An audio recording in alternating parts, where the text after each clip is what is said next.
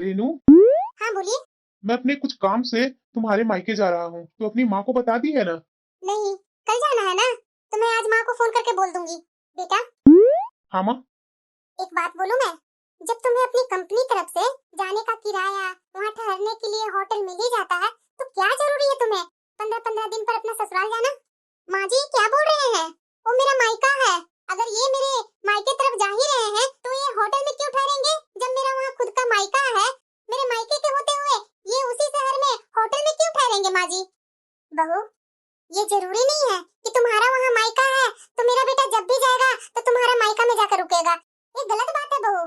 ऐसा करने से मेरे बेटे का इज्जत में कमी होगी। अरे क्या माँ, ये फालतू की बातें बोलती है तुम। मुझे नहीं ये पसंद है। मुझे 15-15 दिन पर अपने ससुराल जाने में मेरी इज्जत में कमी कहाँ से आ जाएगी? अरे बेटा मेरी बात मान ले थोड़ी सी। ये बार बार ससुराल जाना सही बात नहीं है। बड़े बुजुर्ग ठीक बोल करके गए हैं कि लड़के को अपने ससुराल 1 साल पर, 6 महीने पर, 2 साल पर ऐसे करके जाना चाहिए। और हाँ, लड़के को तो अपनी इज्जत बचा कर चलनी चाहिए। जब से तुम्हारी शादी हुई है लगातार तुम 15 दिन पर, 1 महीना पर ससुराल चली जाता है। अरे माँ जी ऐसी कोई बात नहीं है, आप फालतू की सारी बातें सोचते हैं। बहू मैं जो बोल रही हूँ ना, मेरी बातों पर तुम लोग विश्वास नहीं ना कर रहे हो।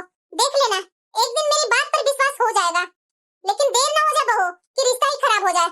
क्या माँ जी मेरे मायके के बारे में जैसे तैसे बोलते रहते हैं, क्या रिश्ता खराब होगी? अरे रेनू, माँ को बोलने दो ना। वो तो हमेशा हर बात के लिए टोका टोकी करते रहती है। मैं जा रहा हूँ ऑफिस, तुम जल्दी अपनी माँ को समझा देना। ठीक है। हेलो माँ, नमस्ते। खुश रहो बेटा। बोलो कैसी है तुम, और घर में सब कैसे हैं? अरे माँ सब यहाँ ठीक है। मैं फोन इसीलिए की थी ना माँ कि कल तुम्हारे दामाद जी तुम्हारे घर जा रहे हैं। हमारे घर? अरे हाँ माँ, वो अपनी कंपनी के काम से जा रहे हैं तो हमारे घर ही रुकेंगे।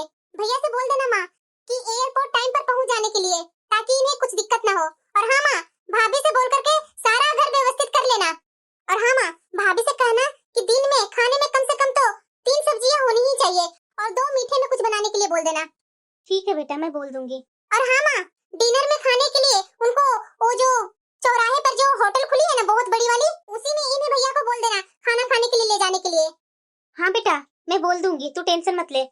माँ थोड़ा ध्यान देना, अपने दामाद के बारे में जानती है ना कि कितना गुस्सा करते हैं, थोड़ा सा भी अगर कुछ कमी हो जाती है तो, इसलिए मैंने फोन करके पहले ही बता दिया है।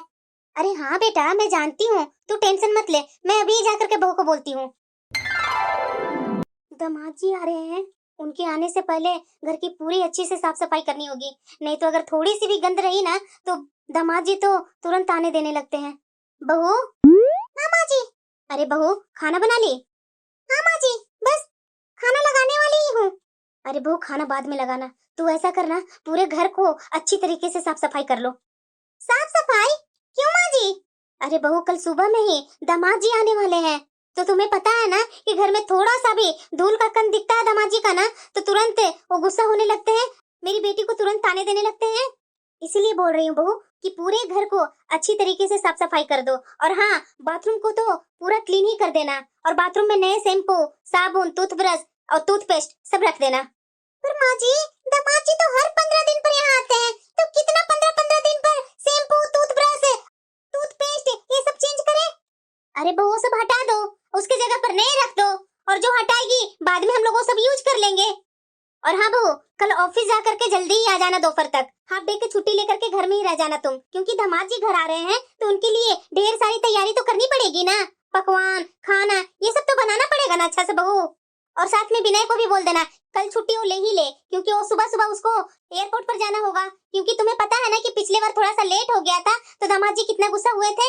इस बार बहू बोल देना विनय को कि टाइम पर एयरपोर्ट जा करके दामाद जी को अच्छे से ले आए घर पर। और हाँ, बाजार से तो पनीर, मिठाई, फल भी तो लाने पड़ेंगे ना। अरे माँ जी आप चिंता मत कीजिए, जीजा जी भी तो इस घर के सदस्य है ना, क्योंकि वो हर 15 दिन पर, महीना दिन पर यहाँ आ ही जाते हैं। मैं ऑफिस से जल्दी नहीं आ पाऊंगी माँ जी, अभी क्लोजिंग का टाइम चल रहा है माँ जी, काम का काफी प्रेशर है, और मैं कल ऑफिस से छुट्टी भी नहीं ले पाऊंगी। सारी व्यवस्था मैं अच्छे से कर दूंगी माँ जी।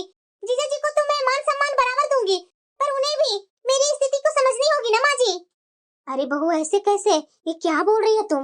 माँ जी पिछले महीने ही आपके कहने पर मैंने 3 दिन की छुट्टी ली थी ना, पर माफ कीजिए माँ जी, इस बार आप संभाल लीजिए। बहू मैं कैसे अकेले संभाल पाऊंगी? अरे माँ जी मैं खाना नाश्ता वाली है ना, वो आपकी हेल्प कर देगी थोड़ा बहुत। पर बहू, दामाद जी तुम्हें खोजते हैं कि भाभी नहीं है। मेरे आने के बाद भाभी क्या गुस्सा हो गई है क्या, जो अपने ऑफिस चली गई? प्लीज माँ जी, इस बार संभाल लीजिए ना।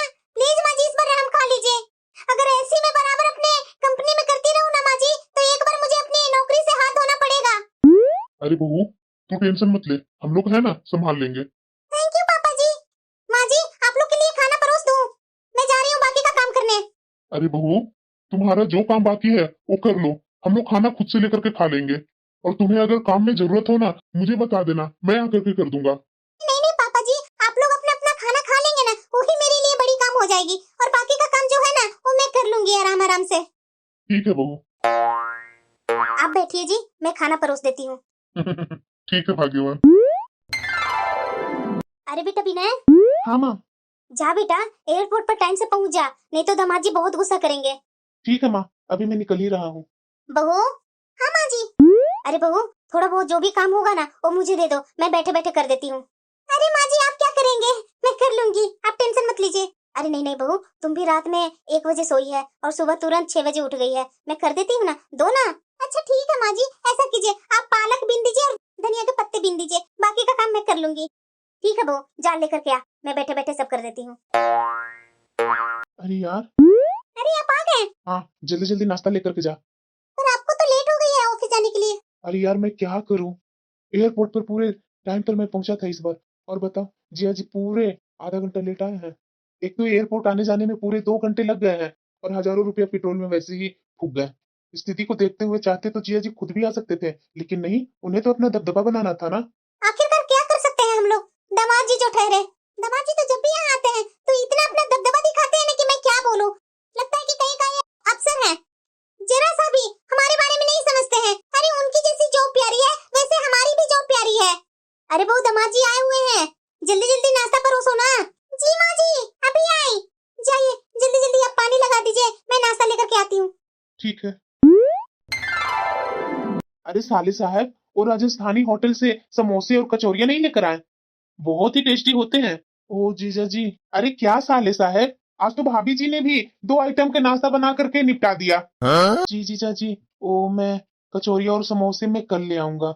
हाँ, तो आप ऐसा कीजिएगा कि वहां का गर्मा गर्म जो गुलाब जामुन जो बनते हैं ना, वो लेते आइएगा। गर्मा गर्म खाने में तो मजा ही आ जाता है। और हाँ साले साहब, 12 बजे मैं ऑफिस के काम से निकल जाऊंगा, दोपहर का खाना मैं यहीं आकर के खाऊंगा। ठीक है जीजा जी, मैं भी उस समय ऑफिस से हाफ डे लेकर के लंच पर आ जाऊंगा। मेरे लिए क्या एक दिन छुट्टी नहीं ले सकते हैं? अरे नहीं नहीं जीजा जी, वो क्या है ना, पिछले महीना भी 2-3 दिन मैं छुट्टी ले लिया था। इस बार आज भी मैं छुट्टी ले लूंगा तो पैसे कटने लगेंगे। अरे क्या साले साहब, इतना आप पैसे के बारे में सोचते हैं? पति पत्नी तो दोनों कमा रहे हैं, उसके बाद भी आप पैसे के बारे में सोचते हैं। हमारा देखिए, मैं अकेले कमाता हूँ, पूरा घर संभालता हूँ। वो तो है जीजा जी। आपकी पत्नी नहीं दिख रही है, कहाँ गई है भाभी जी? ओ जीजा जी, वो किचन में लगी हुई है, खाना बना रही है। अच्छा, वो तो आज रुकेंगी ना, कि वो भी ऑफिस निकल जाएंगी? सॉरी जीजा जी, रेनू तो अभी ऑफिस के लिए निकलने वाली ही है, उसे ऑफिस में जरूरी काम है, वह छुट्टी नहीं ले पाएगी। हाँ भाई, अब लोगों को रिश्तों की कदर ही कहाँ है, घर के दामाद की तो वैल्यू ही नहीं रही। अरे नहीं नहीं दामाद जी, वो क्या है ना कि पिछले महीने बहू भी 2-3 छुट्टियां ले ली थी ऑफिस से, और इस महीने भी छुट्टियां ले लेगी तो थोड़ी दिक्कत हो जाती है ना। आप तो खुद ही नौकरी पेशा वाले हैं दामाद जी, आप तो नौकरी के बारे में खुद ही जानते होंगे। बुरा मत मानिएगा दामाद जी, हम लोग है ना घर पर, हम लोग भी तो आपकी इज्जत रिस्पेक्ट करने में कोई कमी छोड़ते हैं। दोपहर में बच्चे नहीं रहेंगे, शाम को तो घर में ही आएंगे ना। बेटा जा, बहू के लेकर के ऑफिस निकल जल्दी तू। ठीक है पापा। माँ जी, दामाद जी को लच्छे पराठे पसंद है ना, और कढ़ाई पनीर वो मैंने बना दिया है। और साथ में माँ जी, बूंदी वाली रायता, मटर पुलाव, जीरा राइस और आलू जीरा मैं बना दी हूँ। हाँ बहू, खाना तो तुमने दामाद जी का पसंद का ही बनाई है। तो ठीक है बहू, खाना तो तुमने बना दी है, जब खाना होगा ना तो दामाद जी को मैं गर्म करके खिला दूंगी। तुम लोग ऑफिस के लिए निकलो, वैसे ही बहुत काफी लेट हो गए हो तुम लोग। जी माँ जी, वो काम वाली को मैं रोकती हूँ, आज दिन भर आपके साथ हो रहेगी, ज्यादा काम नहीं कीजिएगा माँ जी आप। ठीक है बहू, मैं कर लूंगी, जाओ आराम से जाओ तुम लोग दोनों। अरे भाग्यवान, बहुत जोरों की भूख लगी है, खाना परोस दो ना। लेकिन दामाद जी अभी नहीं आए हैं और हम लोग खाना खाने बैठ गए, दामाद जी अगर बीच में आ गए तो? अरे भाग्यवान, दामाद जी आएंगे तो उन्हें खिला लेंगे। अभी मुझे तो भूख बहुत जोरों की लगी है, मुझे कुछ खिला दो, मेरे से भूख बर्दाश्त नहीं होगी।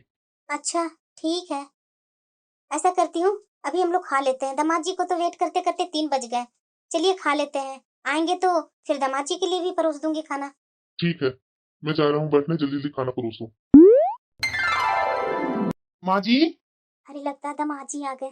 हाँ हाँ, बैठाओ दामाद जी को। अरे माँ जी, आप लोग तो लगता है खाना खाने लगे। अरे बेटा, हम लोग आपका इंतजार करते करते अभी खाना खाने के लिए बैठे हैं। हाँ बेटा जी, अभी मेरी विनय से बात हुई थी फोन पर। उसने कहा हम लोग अब खाना खा ले, वो आपको लंच के समय अपना ऑफिस से आकर के आपके साथ बैठकर खाना खाएगा। हाँ हाँ दामाद जी, आप बैठिए, मैं अभी खाना परोसती हूँ। आइए ना दामाद जी, बैठिए। हरी जीजा जी, आ गए आप? हाँ साले साहब, मैं तो आपका कब से इंतजार कर रहा था। वो क्या है ना जीजा जी कि रास्ते में गर्मा गर्म श्रीखंड बन रहा था, तो मैं रास्ते में श्रीखंड लेने के लिए खड़ा हो गया, उसी में थोड़ी लेट हो गई। सॉरी जीजा जी। लच्छे पराठे का स्वाद तो गर्मा गर्म ही आता है। भाभी जी ने लच्छे पराठे पहले ही से लगता बनाकर गई हैं। माँ जी, मुझे समझ में नहीं आता है, उन्हें नौकरी करने की क्या जरूरत थी? ऐसी नौकरी का क्या फायदा जहां पर घर वालों को गर्मा गर्म खाना न मिल सके। दामाद जी, मेरी बहू अपनी क्षमता से जरूरत से ज्यादा हमारे लिए करती है। हम अपनी सहूलियत के लिए उसके सपने नहीं तोड़ सकते। खाना बनाना, घर को व्यवस्थित रखना, ये अच्छी बात है, लेकिन इसके अलावा भी अगर घर की बहू कुछ करना चाहे तो हमें उसमें सहयोग करनी चाहिए, ना कि छोटी छोटी चीजों को लेकर के रुकावट करनी चाहिए। माँ, मेरा खाना हो गया है, मैं ऑफिस के लिए निकलता हूँ। ठीक है बेटा। अच्छा माँ जी और पापा जी, आप लोग से एक बात पूछनी थी। हाँ बोलिए ना दामाद जी। क्या रेनू भाभी अपनी सैलरी से आप लोग को कुछ देती है या नहीं? या तो कहीं अपने सैलरी के सारे पैसा अपने मायके में तो नहीं खर्च कर देती है? अरे नहीं नहीं बेटा जी, हमारा बेटा विनय घर खर्च करने के लिए पूरे पैसे देता है, और बहू के पैसे में हमें कोई दिलचस्पी नहीं है। वो अपनी मेहनत की कमाई जैसे चाहे वो खर्च करे। वैसे हमारी बहू बहुत समझदार है, घरेलू सहायिका के पैसे वो स्वयं देती है, हमें भी हमारी जरूरत की चीजें उपहार में देती रहती है। और सबसे जरूरी बात तो यह है दामाद जी कि वो हमारा मान सम्मान, प्यार, परवाह सब करती है। हमें और क्या चाहिए बहू से। तब तो अच्छी बात है। साले साहब, मैं नई गाड़ी लेने के लिए सोच रहा हूँ। काफी साल हो गए ये सेकंड हैंड गाड़ी चलाते हुए। अब तो मेंटेनेंस में काफी खर्च आने लगा है। मैं सोच रहा हूँ ना, इसे बेचकर लोन लेकर के एक नई गाड़ी खरीद लूं। अच्छा सोच रहे हैं जीजा जी। हाँ साले साहब, इस बार तो गाड़ी का मैं गोल्डन ही कलर लूंगा। वैसे साले साहब, मैं सोच रहा हूँ ना कि मैं नई गाड़ी लेने वाला ही हूँ, तो ये पुरानी गाड़ी आप ले लीजिए। वैसे तो इसकी कीमत ज्यादा है, पर ये 5 लाख में मैं दे दूंगा आपको। फिर से जिया जी नई पैंतरा आजमा रहे हैं। देखिए तो चला कि कैसे मेरे पति को बोल रहे हैं कि मैं नई गाड़ी ले रहा हूँ, पुरानी गाड़ी आप रख लीजिए, और वो भी 5 लाख में। क्या बात बोल रहे हैं, हम लोग तो बेवकूफ बैठे हैं ना। क्यों साले साहब, कुछ बोले नहीं आप? नहीं जिया जी, हम आपकी गाड़ी नहीं लेंगे, क्यों? बल्कि इस बार हम लोग नई लेटेस्ट मॉडल की गाड़ी खरीदेंगे। क्यों भाभी जी, साले साहब का सारा फैसला आप लेती हैं क्या? अरे नहीं नहीं जीजा जी, ऐसी कोई बात नहीं है। ओ, रेनू तो इसलिए बोली ना कि ये खुद अपना पैसा से लेना चाह रही है। मेरे पास कहाँ है इतने पैसे जीजा जी। और रेनू तो इसीलिए बोली जीजा जी कि ये बहुत दिन से मुझे बोल रही थी कि नई मॉडल के हम लोग गाड़ी लेते हैं, लेकिन मैंने ही इसे मना कर रखा था। अब इसकी जिद पर आ गया है, तो इसलिए मैं भी चुप हूँ। हाँ भाई, अब तो आप पति पत्नी का ही घर में चलता है, थोड़े ना कोई और का चलता है। जैसे आप लोग दोनों चाहेंगे वही होगा। मैं तो सोचा था कि आप लोग के पास पैसे होंगे या ना होंगे नई गाड़ी लेने के लिए, इसलिए मैं अपना दे देता हूँ। नहीं नहीं जिया जी, उसकी कोई जरूरत नहीं है, हम लोग पहले से ही मॉडल देख रखे हैं। अच्छा ठीक है साले साहब, मुझे बहुत नींद आ रही है, अब मैं चला सोने। अरे भाभी जी, ये क्या? माँ जी, आप किचन में क्या कर रहे हैं? अरे बेटा जी, ओ मैं गर्म पानी लेने आई थी, आपके पापा जी मांग रहे थे ना। अच्छा, और ये क्या माँ जी, किचन में भी बदलाव कर लिए और हमें खबर भी नहीं लगी? अरे दामाद जी, कुछ खास काम नहीं करवाया है, बस पिछले हफ्ते ही अवन, टोस्टर और सैंडविच मेकर रखने के लिए सेल्फ बनवा लिया, ताकि सब सामान व्यवस्थित लगे और सुविधा भी हो जाए। हाँ भाई, बिना पूछे दामाद से अब सब काम होने लगे घर में। पहले तो हमारी राय लेकर के ही घर में कुछ होता था। अरे दामाद जी, ओ बहू आ गई है ना, तो उसका भी तो ख्याल रखना पड़ता है ना। हाँ माँ जी, वही तो मैं देख रहा हूँ। आपकी बहू के आते ही घर का तो रंग रूप ही बदल गया है। चलिए, बदलाव अच्छी बात है। वैसे दामाद जी, आप बहू से बोलने क्या आए थे? ओ माँ जी, मैं अपने लिए कॉफी बनाने के लिए बोलने आया था। अच्छा ठीक है दामाद जी, आप बैठिए, मैं कॉफी बोलती हूँ बहू को बनाने के लिए। ठीक है। ये क्या पापा जी, आपकी बहू तो आपको भी काम पर लगा लिया। घर के मालिक होते हुए आप घरेलू काम कर रहे हैं। अरे हाँ दामाद जी, बस आपकी सेवा में ही लगे हुए हैं हम लोग। शाम की मटर की कचौरियां बनने वाली है ना। अरे मटर कचौरियां बनने वाली है तो आपको भला काम करने की क्या जरूरत है? अरे भाई, घर हमारा है तो घर के छोटे मोटे काम करने में कैसी आफत हो गई।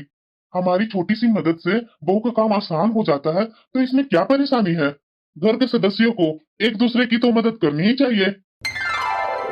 अच्छा पापा जी, ऑफिस का काम तो सारा हो गया है। मैं सोच रहा हूँ ना, मैं शाम को फ्लाइट से आज मैं निकलता हूँ। ठीक है, जैसा आपको उचित लगे। लेकिन हाँ, अगली बार आप आएंगे ना तो मेरी बिटिया को भी साथ में लेते आएंगे। दामाद जी, हाँ माँ जी। एक कुछ उपहार आपके लिए और मेरी बेटी और आपकी माँ के लिए है। जाते समय ये ले जाइएगा। अरे बहू। हाँ माँ जी। बहू, नमकीन नहीं मिल रहा है, कहाँ रखी है? अरे माँ जी, आप जाइए, बैठिए पापा जी के पास, मैं लेकर के आती हूँ नमकीन चाय। अरे बहू, तू अभी अभी ऑफिस से आई है ना, तो बैठ ना, मैं ले लेती हूँ। अरे नहीं माँ जी, जिया जी के आने के बाद आपने बहुत काम कर लिया, आप आराम से आप बैठिए, अब मैं काम कर रही हूँ ना। ठीक है बेटा, लेकर के आ चाय और नमकीन बाहर। हाँ बेटा, बोलो ना। क्या माँ, तुम लोग को दामाद की सेवा और सत्कार करने नहीं आता है? पता है आप लोग की वजह से मुझे कितना सुनना पड़ा तुम्हारे दामाद जी से। तुम्हारे दामाद जी बोल रहे थे कि पूरे घर तुम्हारी भाभी के इशारों पर चलती है।